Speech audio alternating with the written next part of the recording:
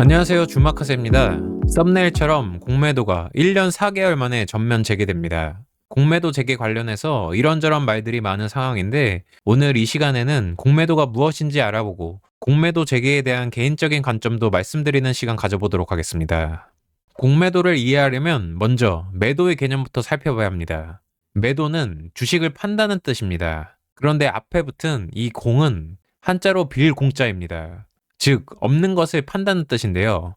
없는 걸 어떻게 팔까요? 바로 빌려서 매도하는 겁니다. 쉽게 말해, 공매도란 주식이 하락할 것을 예상하고 주식을 빌려서 판 뒤 실제로 가격이 떨어지면 주식을 다시 사서 갚아 차익을 남기는 매매 기법입니다. 주식으로 빌려서 주식으로 갚는 것이죠. 예를 들어 설명해 보겠습니다.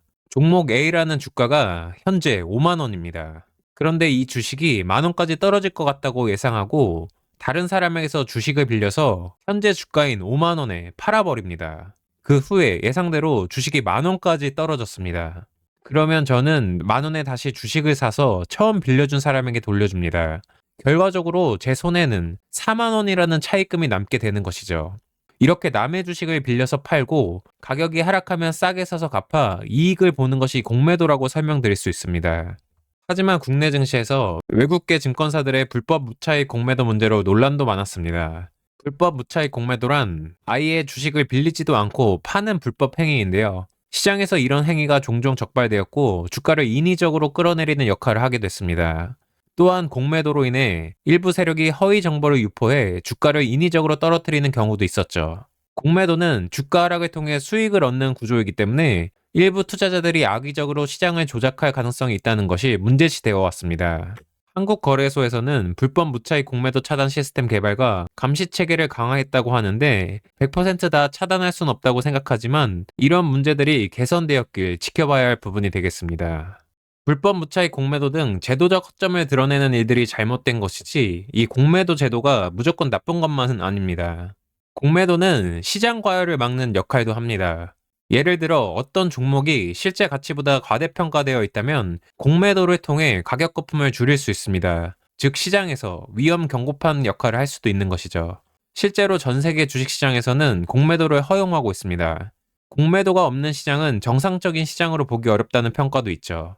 그동안 공매도가 강제로 제한된 국내 증시가 정상적인 시장의 형태는 아니었다는 것입니다. 우리나라가 MSCI 선진국 지수 편입에서 탈락한 이유 중 하나가 공매도 제한이었습니다. MSCI는 글로벌 투자 기준을 제시하는 모건 스탠리의 지수인데요. 공매도가 허용되지 않은 시장은 자유로운 시장으로 보기 어렵다는 평가를 받았습니다. 이번 공매도 재개로 MSCI 선진국 지수 편입의 문을 다시 두드릴 기회가 생긴 것입니다. MSCI 선진국 지수에 편입하게 되면 시장 신뢰도가 상승하면서 글로벌 투자자들의 자금 유입 가능성도 커지고 안정적으로 이런 자금들의 유입이 지속되면 환율 변동성도 줄어들고 국가 신용 등급에도 긍정적인 영향을 미칠 수 있습니다. 그렇게 되면 국내 증시가 글로벌 기준에 맞춰 개선되면서 코리아 디스카운트 해소에도 기여할 가능성이 높다고 할 수 있습니다. 공매도가 재개되면 시장이 더 하락할까봐 걱정하시는 분들이 많은데요. 현재 국내 증시 상황이 어려운 가운데 공매도까지 재개되는 상황이라 일단 투심에 영향을 줄 수 있어 단기적 하락은 나올 수 있다고 생각합니다. 이미 실제로 시장 하락이 나오고 있고 공매도에 대한 부분은 재료 소멸이 될 가능성도 생각해 볼 수 있겠습니다. 결과적으로 공매도 외에 트럼프 관세 이슈, 국내 정치 리스크 등이 시장에 더 영향을 주고 있는 상황이라고 생각하고요. 공매도 영향은 미비할 것으로 생각하는 편입니다. 그럼 공매도가 재개될 시 하락 가능성이 높은 종목들은 어떻게 할 수 있을까요? 100%까지는 아니지만 대차 잔고를 통해 어느 정도 힌트를 얻을 수 있습니다. 대차 잔고는 기관과 외국인 투자자들이 공매도를 위해 주식을 얼마나 빌려놨는지를 보여주는 지표가 될 수 있기 때문입니다. 대차 잔고가 급격히 늘어난다면 해당 종목에 대한 하락 베팅이 커지고 있다는 신호가 될 수 있는 겁니다. 그러나 대차 상한 수량도 봐야 하기 때문에 해당 지표가 100%라고는 할 수는 없습니다. 참고용이 되겠고요. 우선 저점에 있는 종목들보단 고점에 있는 종목들이 공매도의 타겟이 될 가능성이 높다는 건 확실합니다. 거품이 많이 끼어있는 고점 종목들은 당분간 조심하는 게 좋겠고요. 공매도를 통해 새롭게 생긴 매도 자금이 그동안 오르지 못한 저점에 있는 종목들, 저점에 있는 섹터에게는 오히려 기회가 될 수도 있습니다. 수급 상황 개선에 영향을 줄 수 있기 때문이죠. 정리하면 공매도는 양날의 검입니다. 시장의 유동성을 공급하고 거품을 막는 역할을 할 수도 있지만 악용될 경우 시장을 교란하는 부작용도 있습니다. 중요한 것은 한국거래소가 불법 무차익 공매도 등의 불법 행위를 잘 감시해주고 우리 투자자들은 공매도의 기능을 제대로 이해해서 현명한 투자 전략을 세워야겠습니다. 마지막으로 공매도 재개로 걱정하는 분들이 많지만 너무 큰 우려는 하지 않으셔도 될 거라 생각합니다. 최근에도 계속 강조해드리고 있지만 주식 투자는 시장에 맞는 전략을 가져가는 것이 가장 중요합니다. 시장을 이기려 하기보다는 흐름에 맞춰 유연하게 대응하는 것이 높은 확률로 수익을 내는 길입니다. 현재 시장은 전체적으로 강한 상승장이 아니기 때문에 고점에 있는 종목은 가급적 피하고 충분한 준비 기간을 갖고 저점에서 시작하려는 종목들을 선별하는 지혜로운 투자가 필요하겠습니다.